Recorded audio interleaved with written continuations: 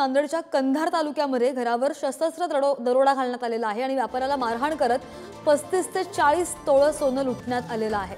दरोडेखोरांनी 20 ते 30 लाखांची रक्कम पळवल्याचं कळतंय। तर दरोडेखोरांनी लोखंडी गेट गॅस कटरने तोडून घरात प्रवेश केला आणि ही चोरी केलेली आहे।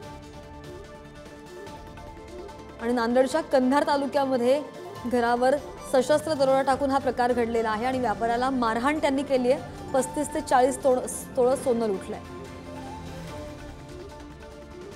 आणि या संदर्भात अधिकची माहिती घेऊन आमचे प्रतिनिधी अजिंक्य घोंगडे आपल्या सोबत आहेत। अजिंक्य, 35 ते 40 तोळ सोनं लुटलेलं आहे, त्याला व्यापाऱ्याला ज्यांनी मारहाण केली त्यांना अटक झालेली आहे का? कोण होती ही लोक?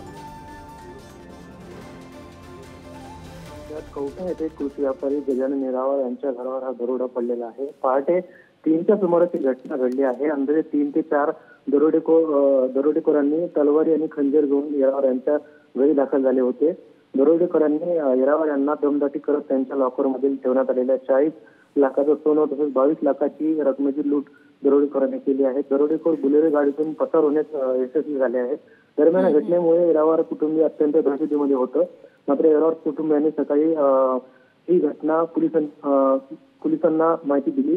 घटनास्थळी वरिष्ठ पोलीस अधिकारी यांच्यासह श्वान पथक तसेच पोलीस सध्या ह्या घराची पाहणी करतायत आणि दरोडेखोरांचा काही धागाधोरणाव मिळतो का याची चाचपणी सध्या पोलीस करत आहेत।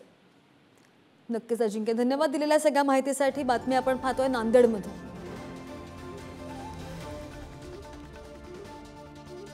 Thank you.